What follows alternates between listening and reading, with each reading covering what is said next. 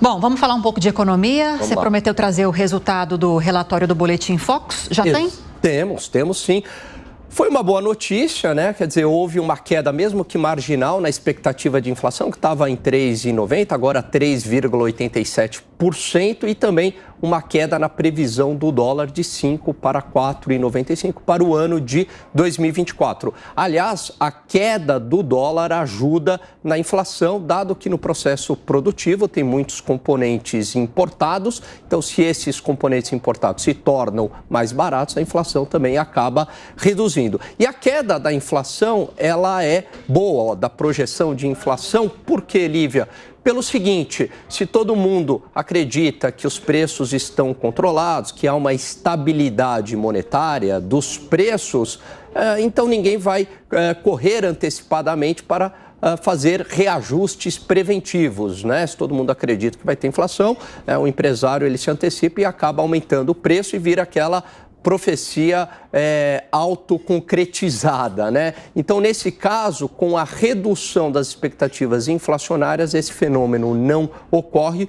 O país vive um bom momento no combate à inflação. Se o governo fizer a parte fiscal, controlar gasto, aí a gente pode ter aí um círculo mais virtuoso na queda da taxa de juros. Apesar dessa redução da projeção de inflação, Selic no mesmo patamar, né? Selic no mesmo patamar, o mercado ainda fica bastante receoso, né, em fazer uma aposta na redução da taxa Selic, até porque a redução da inflação, ela ocorreu de maneira marginal. Foi importante, mas ainda foi pequena. E tem um outro ponto também que tem incertezas lá fora, como incertezas geopolíticas que podem pegar no preço do petróleo, mas principalmente as incertezas no campo fiscal. Então, por conta disso é que a Selic não apresentou uma redução mais expressiva, né? Se manteve aí no mesmo patamar. Agora, eu tenho certeza que se ocorrer uma sinalização por parte do governo federal de um comprometimento fiscal maior do lado do gasto, aí sim a expectativa da taxa Selic acaba se reduzindo e se concretizando também na prática, Lívia.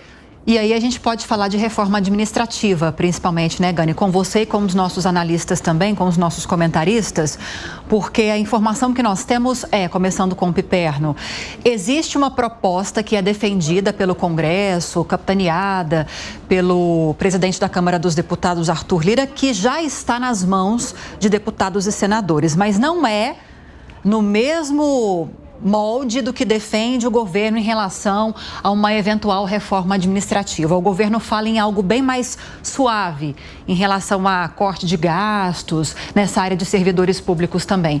Começando com você, o comentário. Piperno.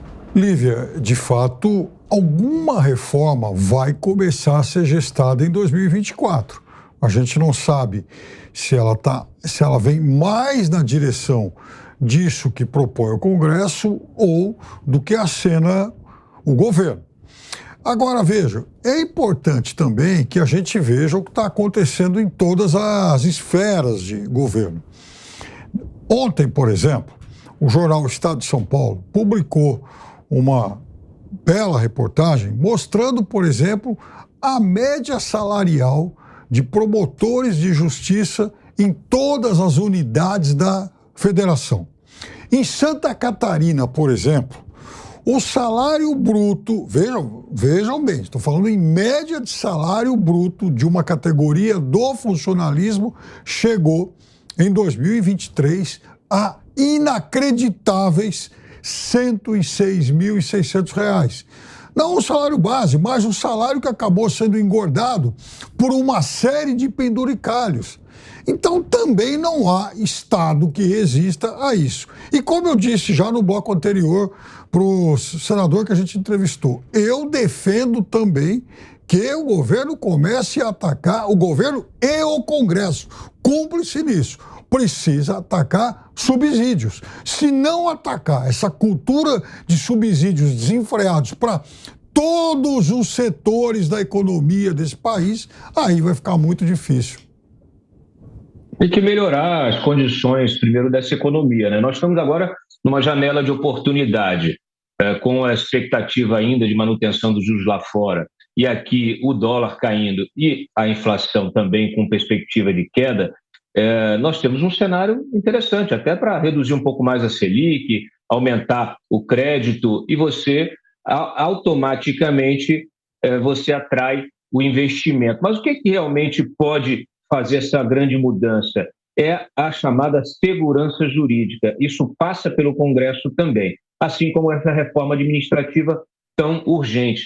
Não tem mais o que dizer. A gente precisa modernizar o Estado. Esse exemplo que o Piperno deu, ele é simbólico. Nós temos, inclusive, o judiciário mais caro do mundo e não há justificativa para tanto.